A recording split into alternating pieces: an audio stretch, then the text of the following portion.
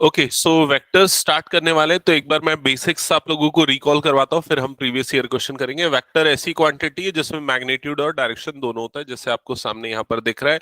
ये initial point है vector का, ये टर्मिनल पॉइंट है। इसको वेक्टर ए भी इस तरह से रिप्रेजेंट कर सकते हैं, या सिंपली वेक्टर ए ये भी लिख सकते हैं। ठीक है, आगे बढ़ते हैं। नेक्स्ट, वही initial terminal point. Magnitude of vector का मतलब होता है ये जो लाइन सेगमेंट बन रहा है उसकी लेंथ कितनी, दैट इज व्हाट मैग्नीट्यूड। आगे बढ़ते हैं, अब आते हैं पोजीशन वेक्टर पे। मान लो कोई पॉइंट P है, तो उसका ओरिजिन के रेस्पेक्ट में जो वेक्टर बनेगा उसको पोजीशन वेक्टर बोलते हैं। तो जो पॉइंट P का पोजीशन वेक्टर होगा उसको वेक्टर OP या वेक्टर R से अगर हम रिप्रेजेंट कर रहे हैं तो वो क्या हो जाएगा, XI plus YJ plus ZK cap, ये हो जाएगा। यहाँ IJK जो होते हैं ये एक्चुअली यूनिट वेक्टर होते हैं इन the direction of XY and Z axis respectively. बता रहा हूं आगे उस पे, ठीक है। आगे है वाले सारे पॉइंट्स। अब अगर मान लो ये वाला पॉइंट P है, ये पॉइंट P जिसका कोऑर्डिनेट XYZ है, जब हमने इसका पोजीशन वेक्टर बनाया वेक्टर R, तो वो x एक्सिस के साथ मान लेते हैं अल्फा डिग्री बना रहा है, y एक्सिस के साथ बीटा डिग्री बना रहा है, और z एक्सिस के साथ गामा ये एंगल बना रहा है। तो यहाँ पर ये जो अल्फा बीटा गामा है इनको बोला जाता है, क्या बोला जाता है? नहीं, इनको नहीं बोला जाता है डायरेक्शन कोसाइंस, इनको बोला जाता है डायरेक्शन एंगल्स। और जब ये डायरेक्शन एंगल्स है, अरे यार ये भी ज्वाइन कर रहा है वेदांश, इसका भी नहीं है। ये होते हैं डायरेक्शन एंगल्स, ठीक है। और उसके बाद जो इनका कोसाइन ले लें, अगर cos alpha, cos beta, cos gamma, तो इनको बोला जाता है डायरेक्शन कोसाइंस, डीसीस। क्लियर ये चीज? वेदांश वेक्टर पढ़ रहे हैं शायद, तुम लोगों के में नहीं है ना ये? Yes sir. तो देख लो, अटेंड करना है तो, क्योंकि वेक्टर्स मुझे ध्यान नहीं था तुम लोगों के में नहीं है, वही बचा हुआ है इन लोगों का topic, vector 3D। Okay. Okay sir, no problem. तो ये क्लियर सबको, डायरेक्शन एंगल्स, डायरेक्शन कोसाइंस? नहीं होगा, धीरे धीरे करने पे तो एक्चुअली फास्ट मूवमेंट पे हट जाता है वो, ठीक है। तो ये जो डायरेक्शन एंगल्स होते, कोसाइंस होते हैं, उनको LMN से भी रिप्रेजेंट किया जाता है। ये कंसेप्ट क्लियर सबको? आगे बढ़ते हैं नेक्स्ट पॉइंट पे। अब आते हैं, देखो, डायरेक्शन एंगल्स, डायरेक्शन कोसाइंस और कोऑर्डिनेट ऑफ ए पॉइंट में क्या रिलेशन होता है इसको समझना। यहां पर कॉस अल्फा की जो वैल्यू होती है वो x अपॉन आर होती है। x मतलब एक्चुअली ये हो गया x, r मतलब ये हो गया। समझ में आ रहा है? तो बेस अपॉन हाइपोटेनियस, तो बेस क्या हो जाएगा इसका, vector r, sorry hypotenuse vector r का मॉड है ना। बेस क्या हो जाएगा, यहां पर अगर देखा जाए y हो जाएगा, अगर इसके रिस्पेक्ट में ले रहा हूं तो base upon hypotenuse. Vector r का मैग्नीट्यूड लिया है इसलिए मॉड ऑफ वेक्टर r लिख सकते हो, या सिंपली r अगर लिख रहे हो तो उसका मतलब वही इंटरप्रेट होगा कि इसका मैग्नीट्यूड की बात कर रहा है, ठीक है। हम्म। उसका, हाँ वो तो हाइपोटेनियस तो सेम ही होगा।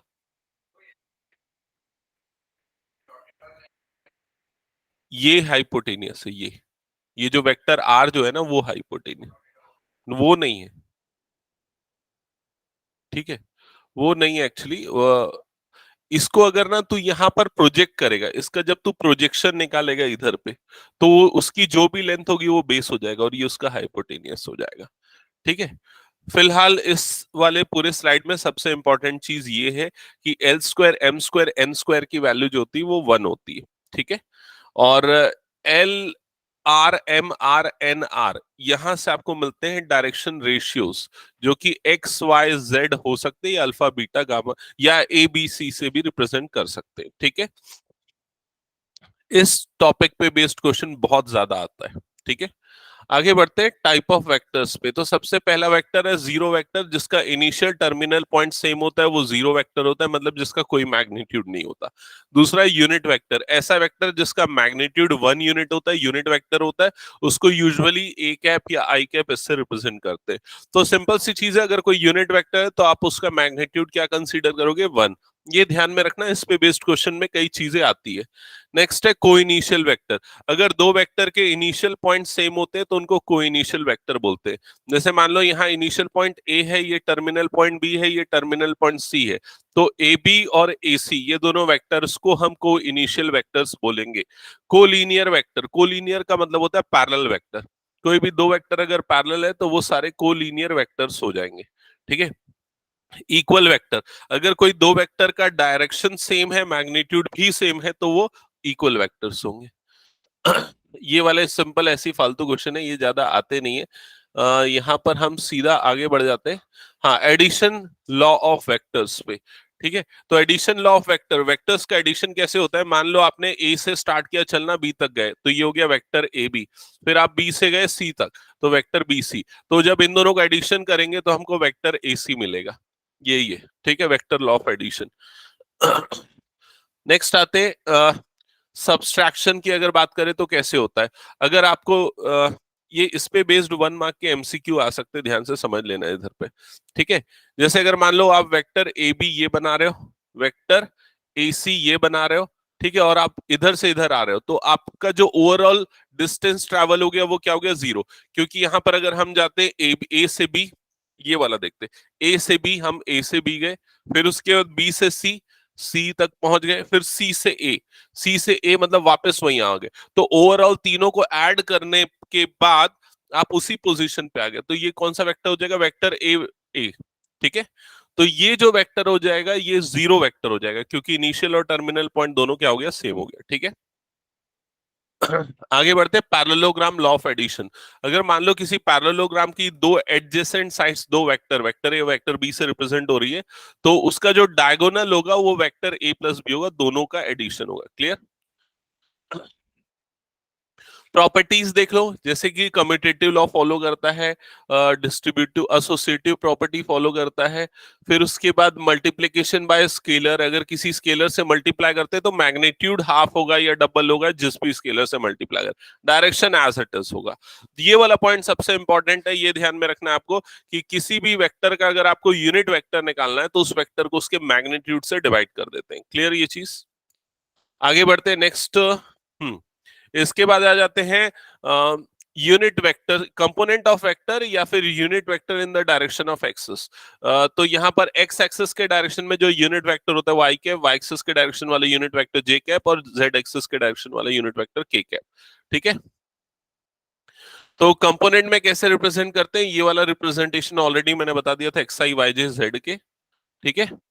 सम ऑफ वेक्टर, अगर मान लो आपके पास दो वेक्टर है, पहला वेक्टर ए ये है, वेक्टर बी ये है, दोनों वेक्टर का अगर एडिशन करना है तो उनके आई आई वाले कंपोनेंट, जे जे वाले और के वाले कंपोनेंट्स आपस में ऐड हो जाएंगे।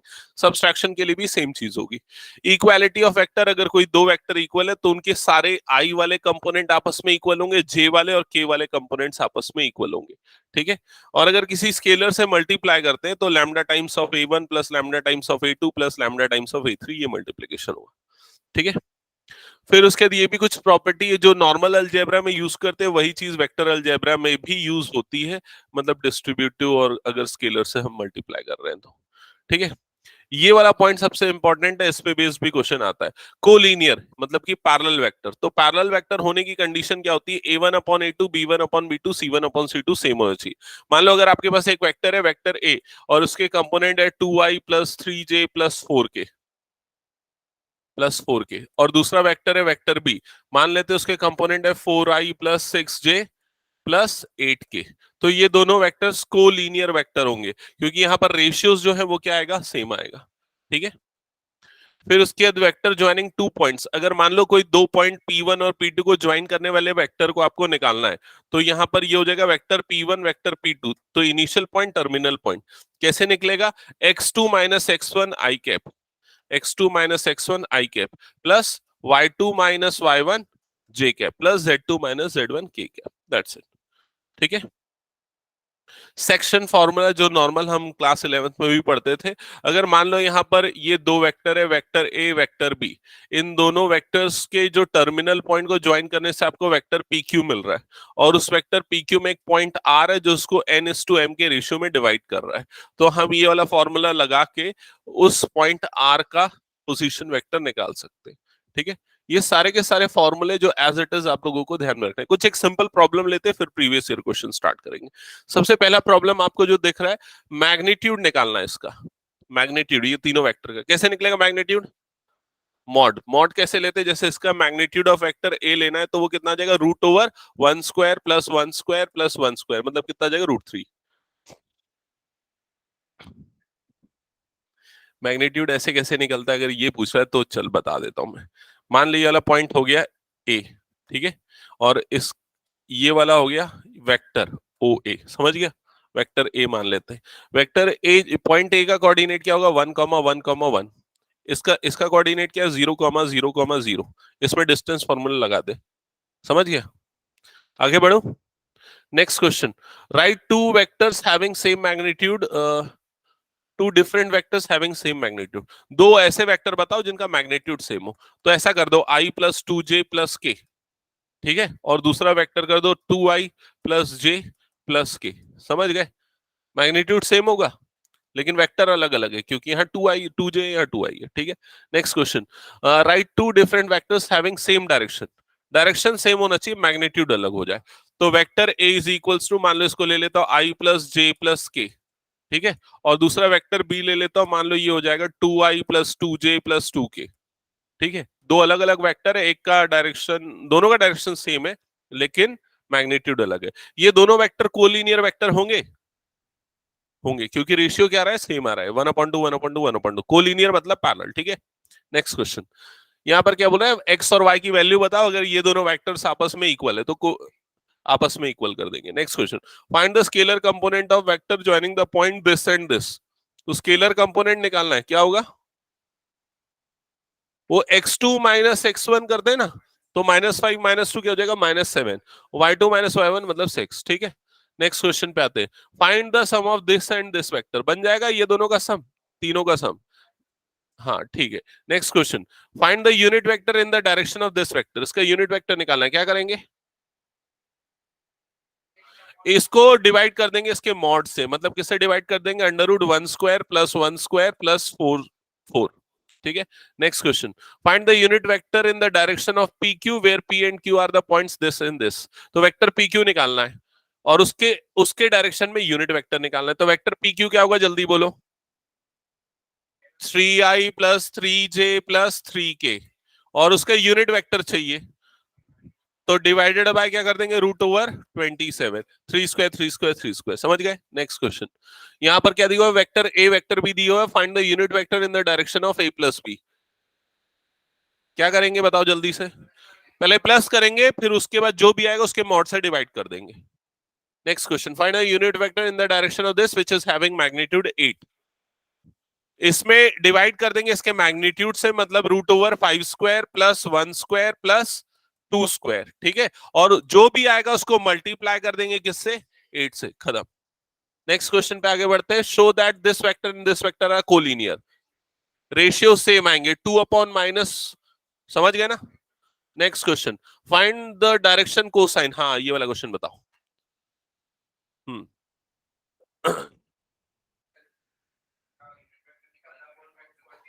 Exactly exactly. बड़ा सिंपल है, अगर डायरेक्शन कोसाइन बोल रहे हैं ना तो इसका यूनिट वेक्टर निकाल लो। यूनिट वेक्टर मतलब डिवाइड किससे करना पड़ेगा, डिवाइडेड बाय √1 प्लस 4 प्लस 9, 14 आएगा, तो 1/14i प्लस 2/14, √14 होगा ना, √14j प्लस 3/√14k, और ये हो जाएगा तुम्हारा LMN, ठीक है। तो एकदम दिमाग में डाल लो ये चीज, डायरेक्शन कोसाइन अगर बोला तो यूनिट वेक्टर नहीं लेते, सिर्फ नंबर्स है वो।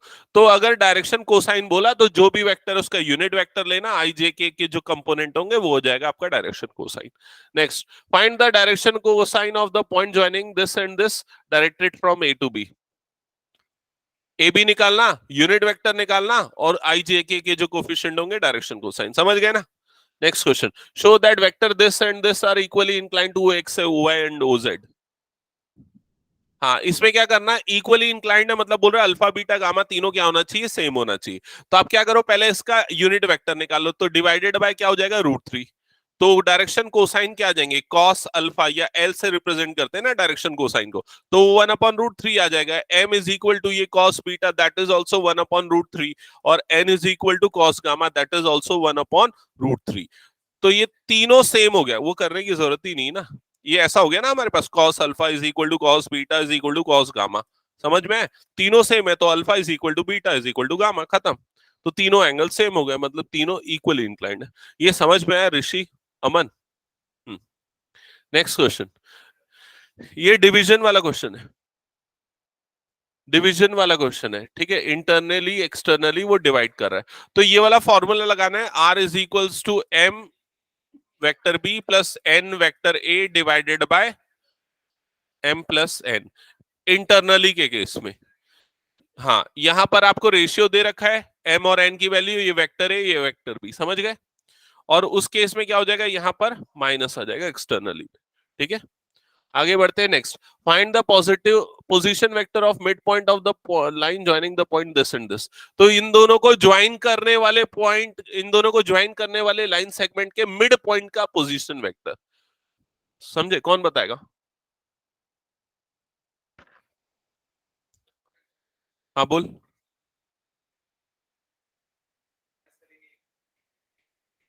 नहीं, इन दोनों को ज्वाइन करने वाले मिड पॉइंट का सेक्शन फॉर्मूला, मान लो ये पी है, ये पी है, ये क्यू है, इन दोनों को ज्वाइन करने वाले लाइन सेगमेंट का मिड पॉइंट ये है, इसका कोऑर्डिनेट क्या होगा बोलो। 2 + 4 6 6/2 मतलब कितना हो जाएगा 3, अगला क्या हो जाएगा 2, अगला क्या हो जाएगा 1, समझ गए। अब इस पॉइंट का पोजीशन वेक्टर चाहिए तुमको, तो क्या कर दोगे, 3i + 2j + k, खत्म। समझ गए, क्वेश्चन को बस समझना सीख जाओ, आंसर इसका बहुत इजीली हो जाता है। x1 + x2/2, मिड पॉइंट जो हम क्लास 10 से पढ़ते आ रहे हैं, याद आया वो।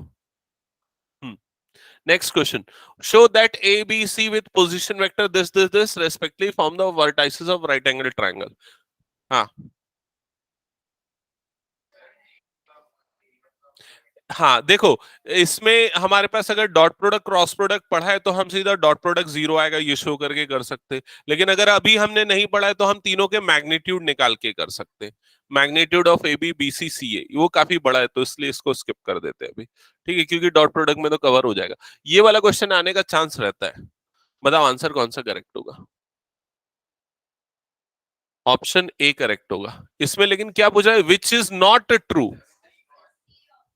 विच इज नॉट ट्रू, तो ए तो करेक्ट है, वो नहीं होगा, बी ये भी करेक्ट है, सी इनकरेक्ट होगा, समझ गए। क्या हुआ अमन,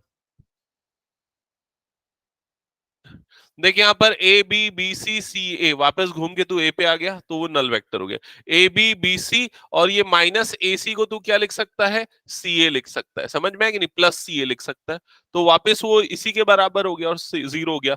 ये वाले ऑप्शन में आएगा तो इसमें देखिए क्या हो जाएगा, वेक्टर ए बी, और ये क्या हो जाएगा, प्लस वेक्टर बी सी और प्लस वेक्टर सी ए, मतलब ये भी करेक्ट हो गया, समझ में है? लेकिन यहां पर अगर देखेगा, ए बी बी सी और ये क्या हो जाएगा तेरा, प्लस ए सी, तो वो सी ए होना चाहिए, अगर ये पॉजिटिव होता तो वो करेक्ट हो जाता है, समझा कि नहीं ये चीज, ठीक है। नेक्स्ट क्वेश्चन पे आते हैं, ये वाले क्वेश्चन में कुछ कॉन्फ्लिक्ट था ना, कुछ क्वेश्चन इनकरेक्ट था, छोड़ देते हैं इसको फिर, चलो नेक्स्ट आगे बढ़ते हैं।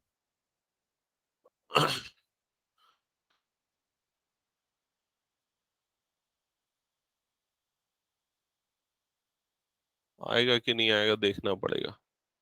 हाँ आ जाएगा, 100 पेजेस ही लेते हैं ना मैक्सिमम। डिलीट कर दूंगा फिर स्टार्टिंग में। ये तो पूरा सेव है ड्राइव में, वो वाले पुराने वाले तो पहले तो किया हुआ है ना, वो पूरा सेव है, उसको देख लेना, मैं भेज भी दूंगा, ठीक है, व्हाट्सएप पे पूरे ये पीडीएफ। ओके, इसमें क्या लिखा है, मल्टीप्लीकेशन ऑफ टू वेक्टर्स, तो दो तरह के मल्टीप्लीकेशन होते हैं, एक स्केलर जिसको डॉट प्रोडक्ट बोलते हैं, दूसरा वेक्टर जिसको क्रॉस प्रोडक्ट बोलते हैं, ठीक है। तो होता क्या है, स्केलर मल्टीप्लीकेशन में ना, एक सेकेंड, हाँ, स्केलर मल्टीप्लिकेशन में जो रिजल्ट होता है वेक्टर प्रोडक्ट का, वो स्केलर आता है, मतलब नंबर मिलेगा, और वेक्टर मल्टीप्लिकेशन में आपको रिजल्ट में भी एक वेक्टर मिलेगा, ठीक है। तो आते हैं सबसे पहले स्केलर मल्टीप्लिकेशन, तो भाई ये फॉर्मूला होता है, याद रखना, इस पे बेस्ड क्वेश्चन बनता ही है, A dot B is equals to magnitude of A magnitude of B cos theta, theta होता है दोनों के बीच का एंगल, ठीक है। अब इसकी प्रॉपर्टी भी ध्यान से समझो, पहली प्रॉपर्टी तो ऑलरेडी मैंने बता दिया कि डॉट प्रोडक्ट जो होगा रियल नंबर देगा आपको, दूसरी प्रॉपर्टी ये है कि डॉट प्रोडक्ट 0 होगा अगर दो वेक्टर के परपेंडिकुलर, क्योंकि थीटा कितना हो गया 90, cos 90 क्या हो जाता है 0। तीसरा ये हो गया, अगर थीटा 0 होगा तो डॉट प्रोडक्ट क्या हो जाएगा, magnitude of A magnitude of B के बराबर, क्योंकि cos 0 की वैल्यू क्या हो जाती है 1, ठीक है। अगर किसी वेक्टर का उसके खुद के साथ डॉट प्रोडक्ट लेंगे तो ऑब्वियसली थीटा की वैल्यू क्या आएगी उस केस में 0, तो मैग्नीट्यूड ऑफ वेक्टर ए का होल स्क्वायर हो जाएगा। ठीक है, थीटा 90 होगा तो दोनों का डॉट प्रोडक्ट क्या आ जाएगा, नेगेटिव आ जाएगा और इंडिविजुअल डॉट के बराबर। सॉरी 180, 90 बोल रहा हूं मैं, 180। क्लियर ये चीज? ओके, ये वाली प्रॉपर्टी ध्यान से समझना, I dot I J dot J के डॉट के की वैल्यू क्या होगी 1, क्योंकि मॉड आई कॉस 0, तो मॉड आई मतलब दोनों का मॉड क्या होता है 1 होता है, मैग्नीट्यूड 1 होता है। ठीक है, यूनिट वेक्टर इसलिए। और यहां अगर किसी दूसरे के साथ डॉट ले लेंगे तो वो 0 हो जाएगा, क्योंकि 90 डिग्री बन रहा है ना, आई और जे एक दूसरे के परपेंडिकुलर है इस वजह से। ठीक है, फिर उसके बाद यही फॉर्मूला उसने बना दिया, cos theta is equal to A dot B upon magnitude of A, magnitude angle between two vector निकालना तो ये फॉर्मूला यूज करते हैं। मतलब एक ही फॉर्मूला, उसी को घुमा फिरा के अलग अलग तरीके से समझा रहा है और कुछ नहीं है। डॉट प्रोडक्ट कम्यूटेटिव होता है, मतलब ए डॉट बी लो बी डॉट ए लो सेम मिलेगा आपको, सेम मिलेगा, वो क्रॉस में अलग होता है। ठीक है, फिर उसके प्रॉपर्टी देख लो, तो ये डिस्ट्रीब्यूटिव प्रॉपर्टी को फॉलो करता है, जैसे नॉर्मल अलजेब्रा में होता है, ब्रैकेट खोल के ए को डिस्ट्रीब्यूट कर देंगे। फिर उसके बाद ये ऐसे ही प्रूफ दिया हुआ है, ठीक है, इसको छोड़ दो, काम की चीज नहीं है। प्रोजेक्शन भी एज सच उतना कोई इंपॉर्टेंट नहीं, सीधा फॉर्मूला इसका ध्यान में रखो। प्रोजेक्शन ये है, इसमें जस्ट बस एक चीज याद रखो, अगर आपको projection of A on B निकालना है तो आप क्या करोगे, पहले तो दोनों का डॉट लोगे और उसका divided by magnitude of vector B कर देना है। समझ गए, बस ये फॉर्मूला याद रखना, जिसके अलोंग प्रोजेक्शन निकालना है उसके मॉड से डिवाइड कर देना है। ठीक है, और डॉट प्रोडक्ट लेना पड़ेगा। आगे बढ़े, ओके, क्वेश्चंस डिस्कस कर लेते हैं। तो यहाँ पर क्या लिखा, find the angle between vector this and this with magnitude √3 √2। तो यहाँ पर एंगल निकालना है और आपको क्या दे दिया, मॉड दे दिया, आपको वैल्यू दे दी है। तो ये क्या है, मैग्नीट्यूड ऑफ ए है, ये क्या है, मैग्नीट्यूड ऑफ बी है, और यहाँ पर ये आपको क्या दे रखा है, ए डॉट बी। तो फॉर्मूला कौन सा यूज होगा, cos theta is equals to A dot B upon magnitude of A magnitude of B. ठीक है, वैल्यू पुट करके निकाल लेना। नेक्स्ट क्वेश्चन, एंगल निकालना है, सेम फॉर्मूला यूज हो जाएगा। कोई डाउट इसमें तो पूछ लो, अमन ध्यान दे इधर, हो गया। नेक्स्ट, प्रोजेक्शन का फॉर्मूला, नेक्स्ट, प्रोजेक्शन का formula, next,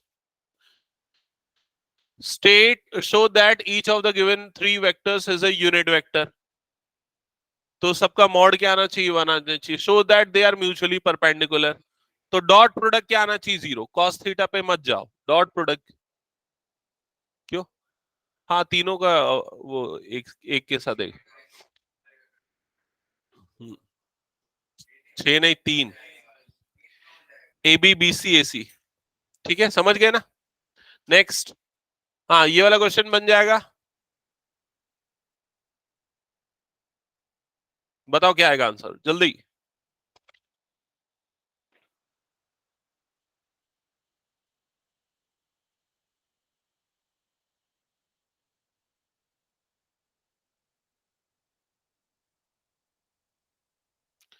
magnitude of vector A square,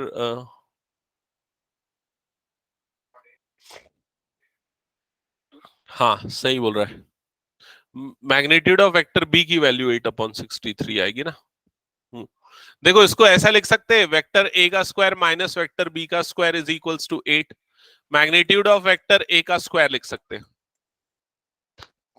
sorry, इसको ये लिख सकते हैं इज इक्वल्स टू 8। क्लियर, अब मैग्नीट्यूड ऑफ वेक्टर ए की जगह पे क्या लिखेंगे, 8 times magnitude of vector B का whole square minus magnitude of vector B का स्क्वायर इज इक्वल्स टू 8। ये कितना हो जाएगा, 64 मैग्नीट्यूड ऑफ वेक्टर बी का square minus magnitude of vector B का square is equals to 8। Difference कितना आएगा, 63 मैग्नीट्यूड ऑफ वेक्टर बी का स्क्वायर इज इक्वल्स टू 8। तो magnitude of vector B is equals to का स्क्वायर क्या हो जाएगा, 8/63। तो मैग्नीट्यूड ऑफ वेक्टर बी कितना आ जाएगा, 8/√60, नहीं √8/√63। समझ गए, तो ये ध्यान देना ना, ऐसे में गलती हो जाएगी अगर एमसीक्यू टाइप में आ गया तो। ठीक है, ऑप्शन वो भी देगा जो तूने बोला।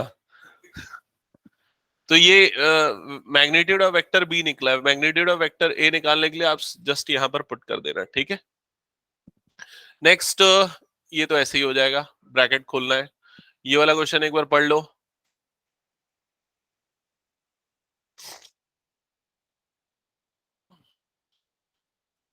हो जाएगा। दोनों का मैग्नीट्यूड क्या है, सेम है, तो ये दे दिया कि magnitude of vector A is equal to magnitude of vector B. अब ये डॉट प्रोडक्ट वाला फॉर्मूला लगा दो। तो फॉर्मूला क्या होता है, A dot B is equal to magnitude of A magnitude of B cos theta. समझ गए? इसकी वैल्यू दे रखी है, कितनी दे रखी है, 1/2।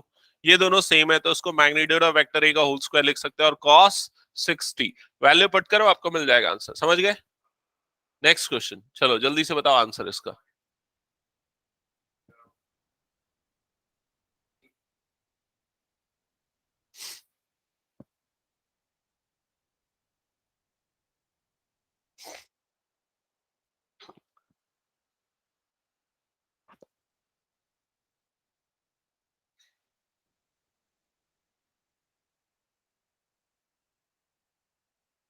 क्या √13 आया? हाँ। नेक्स्ट क्वेश्चन, चलो चेक करो जल्दी। क्या वो नहीं बना क्या अमन, पिछला वाला? मॉड नहीं लेना, सीधा ए प्लस बी ए माइनस बी की आइडेंटिटी, ए स्क्वायर माइनस बी स्क्वायर। तो ये क्या हो जाएगा, इसका स्क्वायर माइनस इसका स्क्वायर, समझा, इज इक्वल टू 12। इसको क्या लिखेगा, इसको लिखेगा मैग्नीट्यूड ऑफ वेक्टर ए का whole square is equal to 12। Question में पढ़ क्या लिखा है, तो ये कितना होगा 1, उधर जाएगा तो कितना हो जाएगा +1, तो कितना आ जाएगा 13। तो मैग्नीट्यूड ऑफ वेक्टर एक्स का स्क्वायर 13, तो मैग्नीट्यूड ऑफ वेक्टर एक्स कितना हो जाएगा √13। खत्म। समझा? नेक्स्ट क्वेश्चन, चलो जल्दी बताओ। ये क्वेश्चन आने लायक क्वेश्चन है, 1-2 मार्क वाला।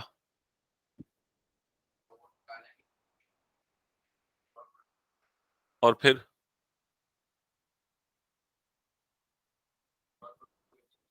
करेक्ट, डॉट प्रोडक्ट क्या आएगा 0। सबसे पहले आप निकाल लोगे a प्लस लैम्डा बी। ठीक है, तो बताओ ये क्या होगा, 2 प्लस 2 2 माइनस लैम्डा आई। समझ रहे हो कि नहीं कैसे आ रहा है, +2 लैम्डा जे प्लस 3 प्लस लैम्डा के, ये हो गया।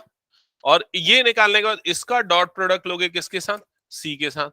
तो सी कौन सा है, सी को देख लो, सी है, कहां है सी, ये है सी, ये है सी। इसका डॉट प्रोडक्ट लो तो 3 × 2 माइनस लैम्डा प्लस 2 + 2 लैम्डा, और के का तो है नहीं, मतलब ये हो गया इज इक्वल टू 0। सॉल्व करके लैम्डा निकाल लोगे, बन जाएगा। नेक्स्ट क्वेश्चन,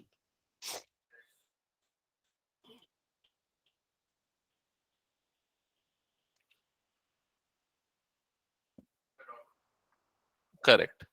पढ़ लो पहले क्वेश्चन ध्यान से, क्या बोल रहा है कि ये और ये परपेंडिकुलर होंगे, जहां वेक्टर है वेक्टर भी नॉन जीरो वेक्टर है, तो इन दोनों का डॉट प्रोडक्ट क्या आना चाहिए, 0।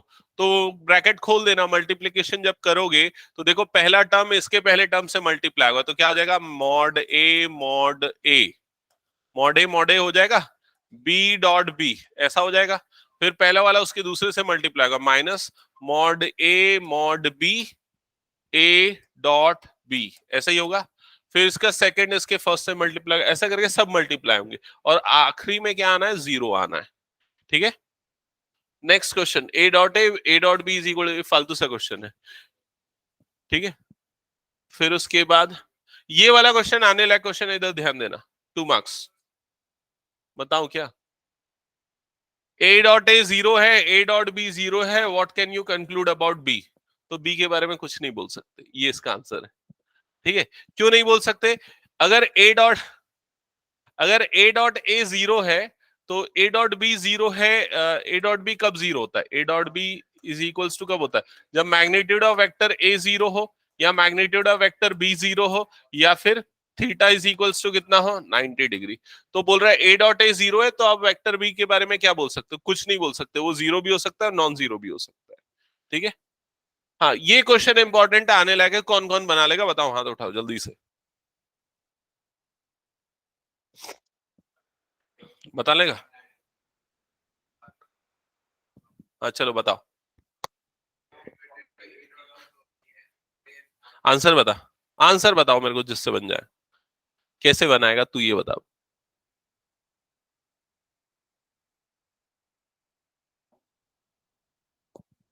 देखो भाई ये क्वेश्चन ना ट्रिकी और आने वाला क्वेश्चन, समझो इधर, यहां पर बोल रहा है ए बी सी तीनों कैसे यूनिट वेक्टर, तो magnitude of A magnitude of B magnitude of C is equal to 1। समझ गए?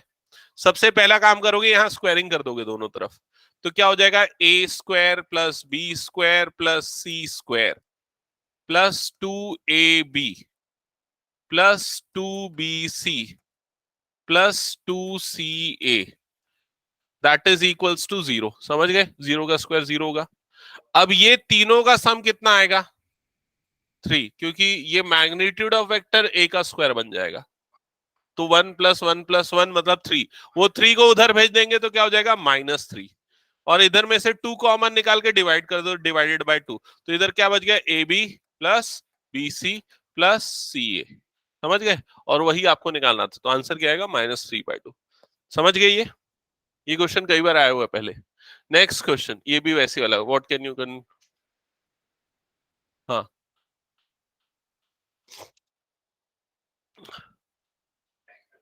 ये वो ट्रायंगल वाला क्वेश्चन, A angle A B C निकालने बोल रहा है। तो ए का वर्टेक्स ये दे रखा है, देखो इधर पे ध्यान देना। ए का वर्टेक्स ये है, बी का वर्टेक्स ये है, बी मतलब वर्टेक्स बी का कोऑर्डिनेट, वर्टेक्स सी का कोऑर्डिनेट। आपको निकालना है एंगल ए बी सी। तो सबसे पहले आप निकालोगे वेक्टर बी ए, समझ रहे हो ना, वेक्टर बी ए, फिर आप निकालोगे वेक्टर बी सी। तो वेक्टर बी ए क्या होगा, अमन बताओ जल्दी।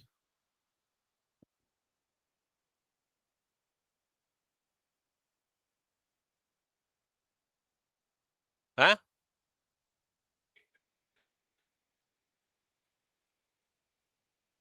वेक्टर बी ए कैसे निकालते हैं, position vector of A minus position vector of B, x2 minus x1, तो क्या आएगा, 2i।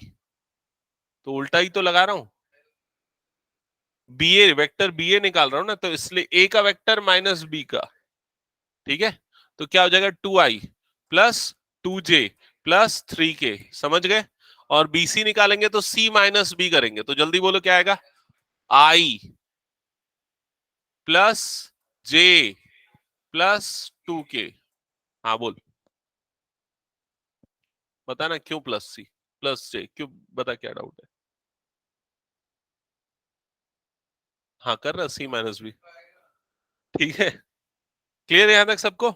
अब दोनों के बीच का एंगल चाहिए, तो दोनों के बीच का एंगल कैसे निकालेंगे, इसको मान लेते हैं वेक्टर ए मान ले लेते हैं, इसको मान लो वेक्टर बी मान लो, तो ये फॉर्मूला यूज करोगे, A dot B is equals to magnitude of A magnitude of B cos theta. तो ए डॉट बी यहां से निकाल लोगे, कितना आएगा, 2 + 2 + 6, तो 10 आएगा क्या, 6 + 2 + 2 मतलब 10 आ जाएगा।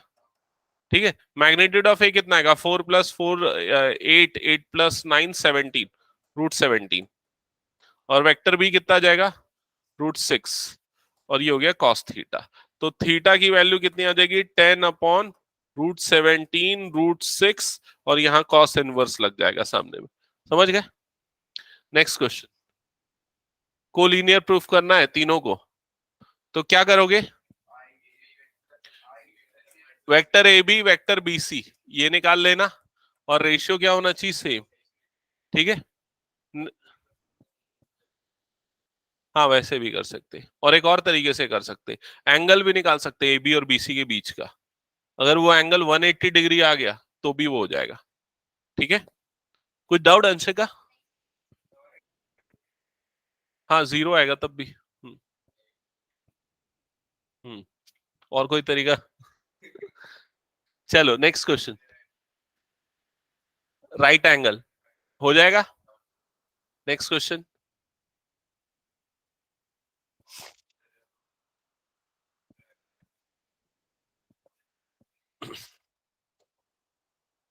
बताना पड़ेगा, हो जाएगा।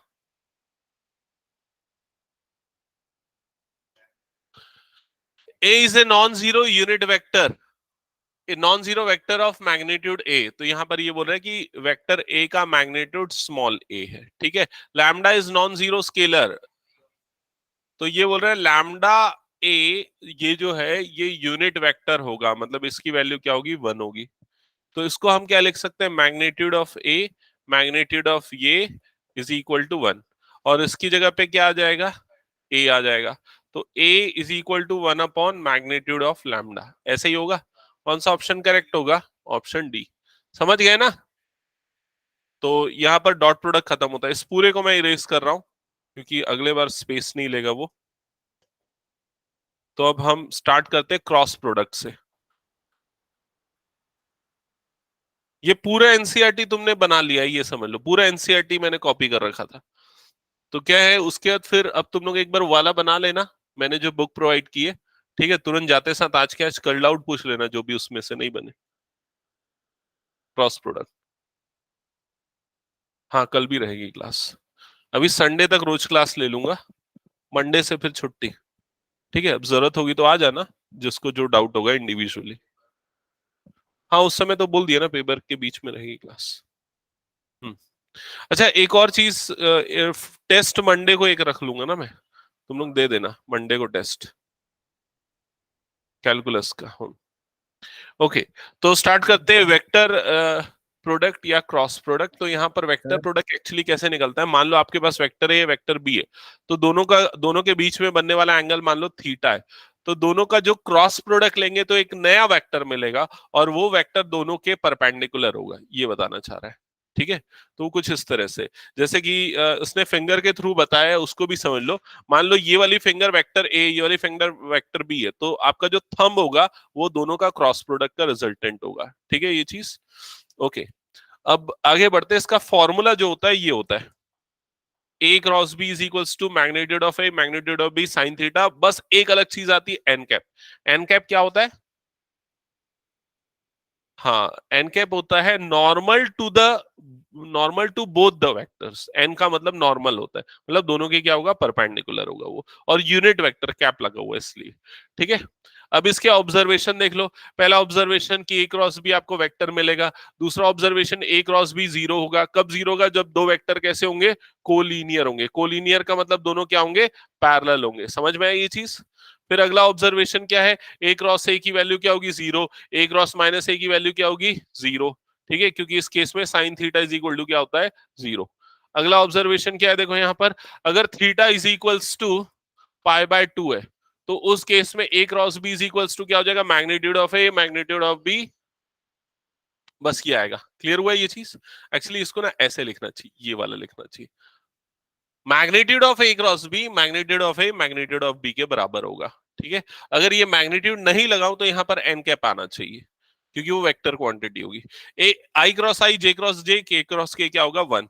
और आई क्रॉस, सॉरी जीरो। आई क्रॉस जे के होगा, जे क्रॉस के आई होगा, के क्रॉस आई जे होगा। ये इस साइक्लिक ऑर्डर में चलता है। ये चीज क्लियर है? ओके, अब उसके बाद अगर आपको एंगल निकालना है between two vectors using cross product, तो ये वाला फॉर्मूला यूज होता है। ठीक है, आगे बढ़ जाते हैं।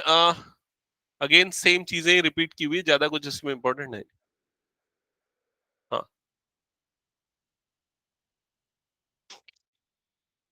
हटा दो इसको।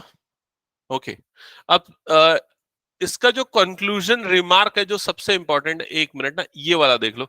अगर आपको एरिया ऑफ ट्राइंगल निकालना है, एरिया ऑफ ट्राइंगल, और आपको उस ट्राइंगल के दो एडजेसेंट साइड दे रखे हैं वेक्टर के फॉर्म में, तो आप ये वाला फॉर्मूला यूज करोगे। ये वाला फॉर्मूला, ए वन अपॉन टू ए क्रॉस बी का मैग्नीट्यूड। ठीक है, जहां वेक्टर ए वेक्टर बी क्या है, एडजेसेंट साइड्स है किसी भी ट्राइंगल के। ठीक है, अगर आपको पैरेललोग्राम का एरिया निकालना है, तो जस्ट उसका डबल कर दो, पिछले बार किया, magnitude of A cross B, parallelogram का एरिया निकल जाएगा।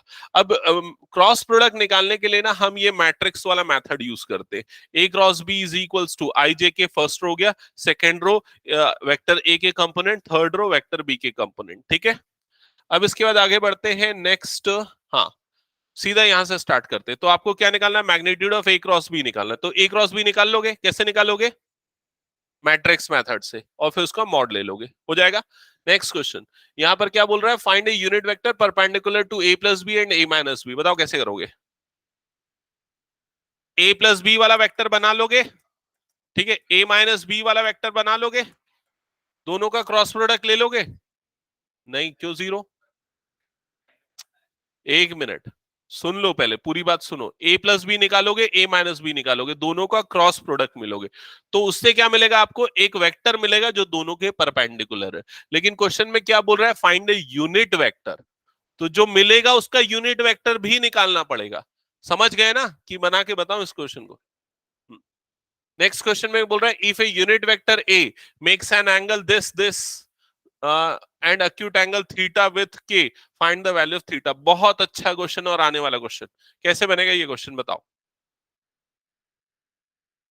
एक यूनिट वेक्टर है, वो अल्फा की वैल्यू दे रखी है जो एक्स एक्सिस के साथ बनाता है, बीटा की वैल्यू दे रखी है, और गामा की जगह पे क्या बोल रहा है, थीटा है। तो alpha is equals to π/3, beta is equals to π/4, और गामा इज इक्वल्स टू क्या दे रखा है, थीटा, और ये आपको निकालना है। तो L इज इक्वल्स टू क्या होता है, कॉस अल्फा होता है, कॉस π/3, कॉस π/3 कितना होता है, 1/2। M इज इक्वल टू होता है कॉस बीटा, तो इसकी वैल्यू क्या हो जाएगी, 1/√2। N इज इक्वल्स टू होता है कॉस गामा, तो ये cos theta as it is रहेगा। अब क्या करेंगे बताओ।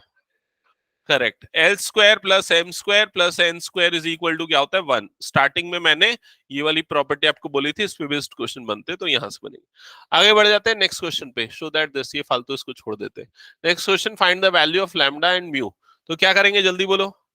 मैट्रिक्स में पुट कर देंगे सभी को, पहला रो आई जे के, दूसरा रो सेकंड, थर्ड रो, उसके इक्वल टू जीरो करना है। एक चीज ध्यान रखना, इक्वल टू जीरो करोगे ना तो राइट साइड में क्या आएगा, 0i plus 0j plus 0k, ऐसा करना, समझ रहे हो ना, 0k। और इधर लेफ्ट साइड में मान लो ऐसा आ रहा है, 2 प्लस लैम्डा आई कैप प्लस 3 माइनस म्यू जे कैप, ऐसा आएगा जब आप उसको सॉल्व करोगे, और उसके बाद इक्वेट करना है। हाँ, एनसीईआरटी का है। ये इन दोनों को इक्वेट करना, तो 2 plus lambda is equal to क्या हो जाएगा, 0, तो लैम्डा की वैल्यू क्या हो जाएगी, -2। नेक्स्ट क्वेश्चन, यहां पर दे रखा है, ये फालतू क्वेश्चन छोड़ दो इसको। नेक्स्ट क्वेश्चन, ये भी फालतू है। नेक्स्ट क्वेश्चन, ये भी इंपॉर्टेंट नहीं है। Next question, find the area of triangle this. हाँ बताओ जल्दी। वेक्टर ए बी निकालना, वेक्टर ए सी निकालना, फिर उसके बाद क्या करोगे, half magnitude of A B cross A C. समझ गए। Next question, find the area of parallelogram. हाँ, सेम करना, find the area of parallelogram whose adjacent sides are this and this. तो simple magnitude of A cross B, खत्म। Next question, late vector A vector B are such that this. हाँ, ये वाला question आ सकता है, चलो बताओ कैसे बनेगा।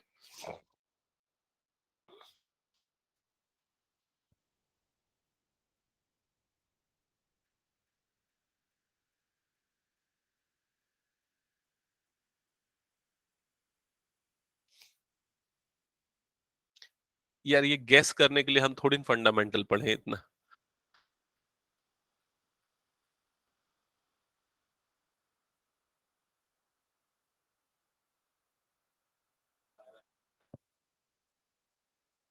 तो सबसे इंपॉर्टेंट चीज ये है कि ए क्रॉस बी कौन सा वेक्टर है, यूनिट वेक्टर। मतलब magnitude of A cross B is equal to क्या होगा, 1। ये चीज क्लियर। और magnitude of A cross B ये कैसे निकलता है, ये होता है magnitude of A magnitude of B sine theta. समझ गए। एन कैप नहीं आएगा क्योंकि यहां मॉड लग गया है, और ये हो जाएगा 1। मैग्नीट्यूड ऑफ ए कितना दे रखा है, 3, ये कितना दे रखा है, √2/3, और ये क्या आ गया, साइन थीटा। समझ गए। ये 3 और 3 कैंसल, ये इधर गया, तो 1/√2 इज इक्वल टू क्या हो गया, साइन थीटा। अब 1/√2 कब आता है, π/4 पे, तो ऑप्शन बी करेक्ट होगा। समझ गए। लास्ट क्वेश्चन, चलो देखते हैं क्या लिखा है, क्वेश्चन पढ़ो।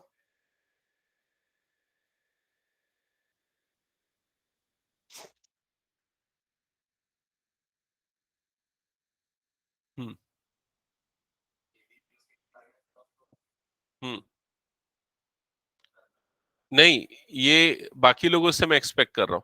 देखो इस क्वेश्चन में क्या लगा है पता है, ये ना जो रेक्टेंगल है उसके एक वर्टेक्स का पोजीशन वेक्टर है, मतलब ये पॉइंट का पोजीशन वेक्टर, और ये दूसरा वाला मतलब बी का, ये तीसरा वाला मतलब क्या, सी का। तो आपको थर्ड वाले को छोड़ दो, आप निकालो वेक्टर बी ए, आप निकालो वेक्टर बी सी। समझ गए। ये उसके साइड्स के वेक्टर हो जाएंगे, और उसके बाद फिर क्या करना है, magnitude of B A cross B C, खत्म। इससे मिल जाएगा आपका आंसर। समझ गए कि नहीं। ठीक है, तो यहां पर क्रॉस प्रोडक्ट खत्म होता है। अब बताओ कुछ डाउट्स है इसमें, तो इसको डिलीट कर दो पूरा। मिसलेनियस के क्वेश्चन डिस्कस करने हैं या फिर कुछ और करें। मिसलेनियस कर लो प्रीवियस ईयर, फिर तुम लोग प्रैक्टिस कर लेना, ठीक है।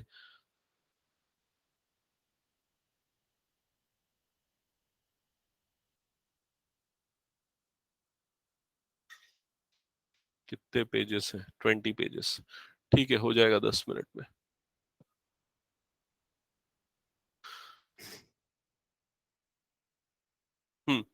तो ये वाला क्वेश्चन देखो, write down a unit vector in X Y plane making 30 degree with positive direction of X axis. Unit vector in X Y plane, X Y plane में यूनिट वेक्टर होना चाहिए, एक्स एक्सिस से कितना बना रहा है? 30 degree बना रहा है। ठीक है, तो मान लेते हैं वो वेक्टर जो है वेक्टर ए है, ठीक है, और वो एक्स वाई प्लेन में है, मतलब उसके पास ये ही आएगा, X I cap plus X I Y J की जगह ऐसा लिखता हूं, L I cap plus M J cap. X Y plane में, इसलिए के नहीं आएगा इसमें। ठीक है, अब एल की वैल्यू उसने दे रखी है, कितनी दे रखी है? कॉस 30। समझ गए ना, एंगल 30 है तो वो कॉस 30 हो जाएगा एल, और एम क्या हो जाएगा? कॉस थीटा मान लो, ये हो गया जे कैप। ठीक है, यहां तक क्लियर सबको? हाँ हाँ हाँ, डायरेक्टली वैसे भी कर सकते, सही बोल रहे हैं। तो यहाँ थीटा की जगह पे क्या लिख लोगे? 60 डिग्री, और उसके बाद ये निकाल लो, कॉस 30 कितना होता है? √3/2 आई कैप प्लस 1/2 जे कैप। बस ये हो गया आंसर। ठीक है, कुछ डाउट इसमें?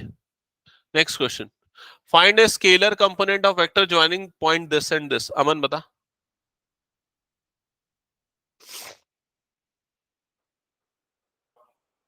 कुछ नहीं करना है, स्केलर कंपोनेंट निकालने के लिए x2 minus x1, y2 minus y1, z2 minus z1 scalar component है।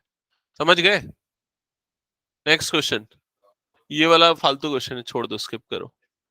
नेक्स्ट क्वेश्चन, नॉट ट्रू, ये भी नहीं आता है। नेक्स्ट क्वेश्चन, हाँ ये आ जाएगा, चलो बताओ। 1/√3 सही है। कैसे निकल गया, समझ गए ना सब? नेक्स्ट क्वेश्चन,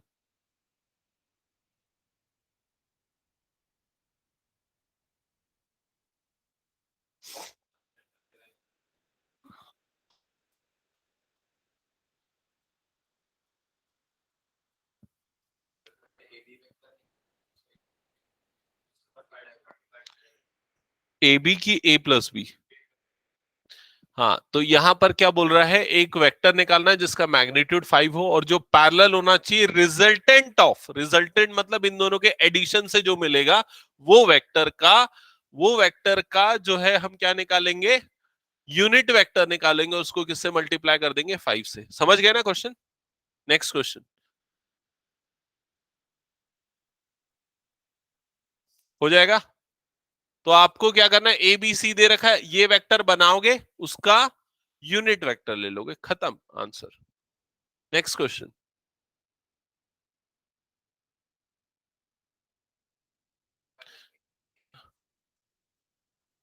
हो जाएगा ये वाला।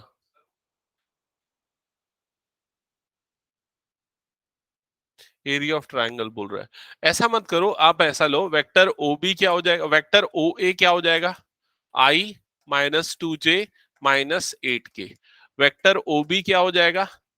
5i minus 2k। और वेक्टर ओ सी क्या हो जाएगा? 11i plus 3j plus 7k। ठीक है, और क्या बोल रहे हैं? ये कोलिनियर है, आपको प्रूफ करना है। ठीक है, तो हाँ,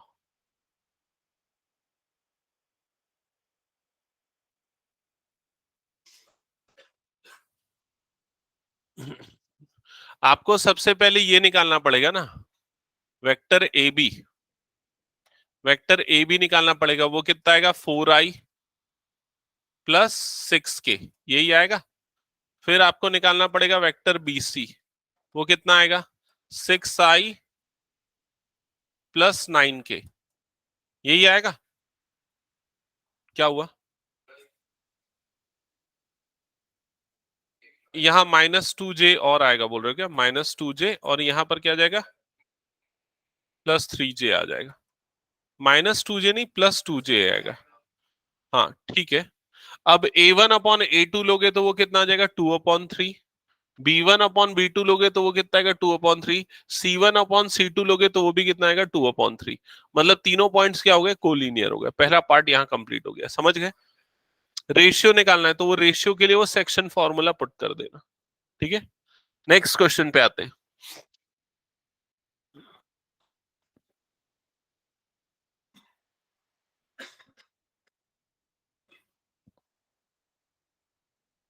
हाँ, वो माइनस वाला फॉर्मूला देख लेना इस क्वेश्चन को, उतना वो कुछ नहीं है इंपॉर्टेंट।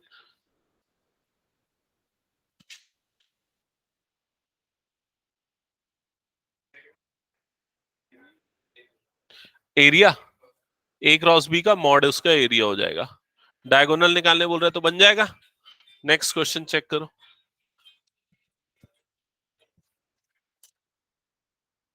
हल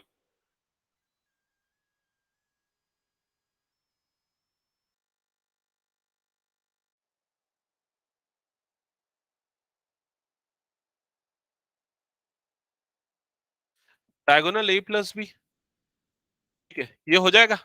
एक काम करो, तुम लोग इसको कंप्लीट करो, मैं 5 मिनट में आया, ठीक है। इसको एक बार देख लो पूरे क्वेश्चंस, और जिसमें डाउट आ रहे हैं निकाल के रखो।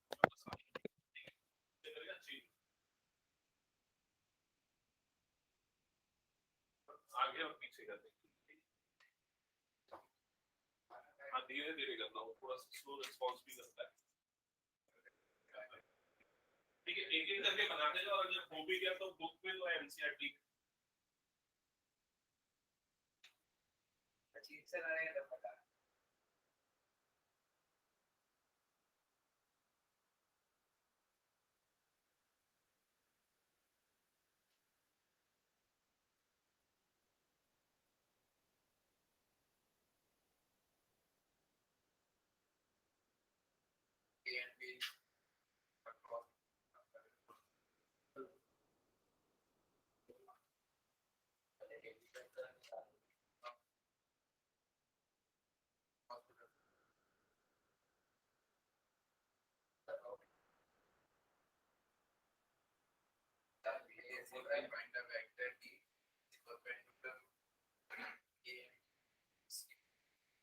उन दोनों के परपेंडिकुलर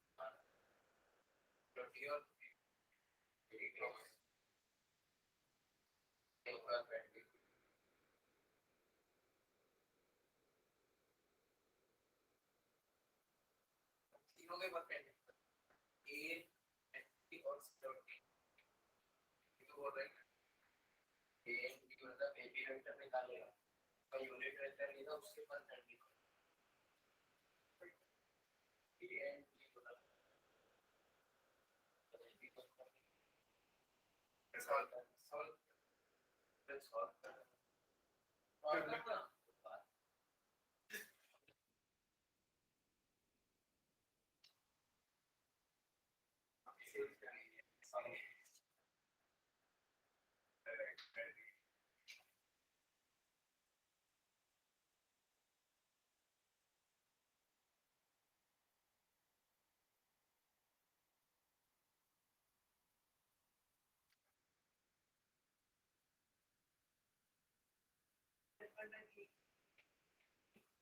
मेरा क्वेश्चन क्या करता है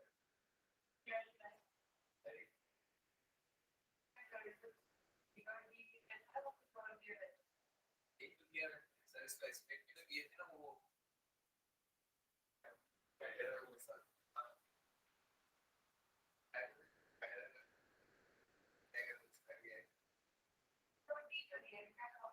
तो वही तो सर बोले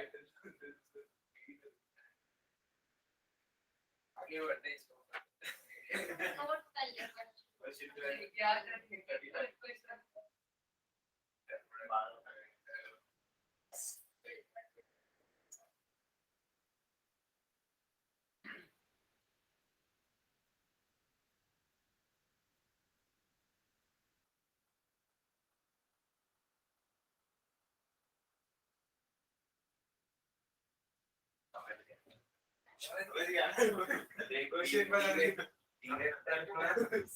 वेक्टर को xi y से z के ले लें उसके बाद c डॉट d हो जाएगा 15i + 15j + 15k दिया हुआ है एक सेकंड क्या वाला स्क्रीन पे क्या दिया 59 + 15 + 15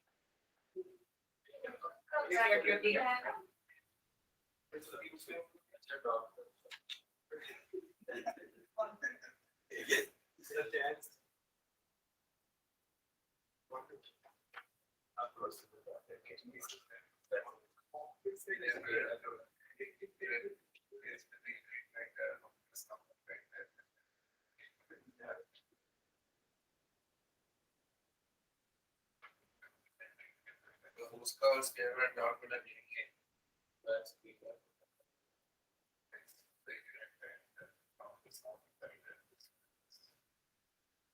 दोनों का डॉट प्रोडक्ट इन दोनों का डॉट प्रोडक्ट का सम इक्वल टू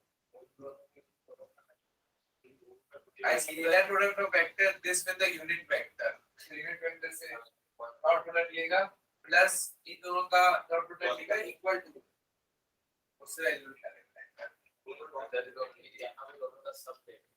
हाँ उन दोनों का डॉट प्रोडक्ट दोनों का सम क्या क्या पूरा क्वेश्चन क्या कर रहा है लोग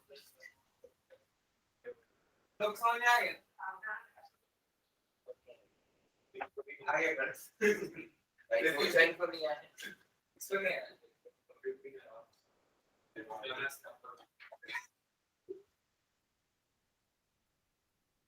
यूनिट वेक्टर डॉट प्रोडक्ट ले लेगा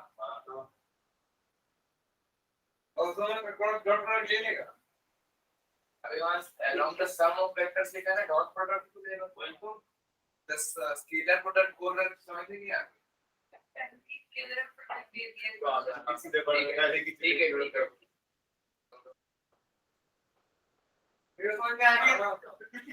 है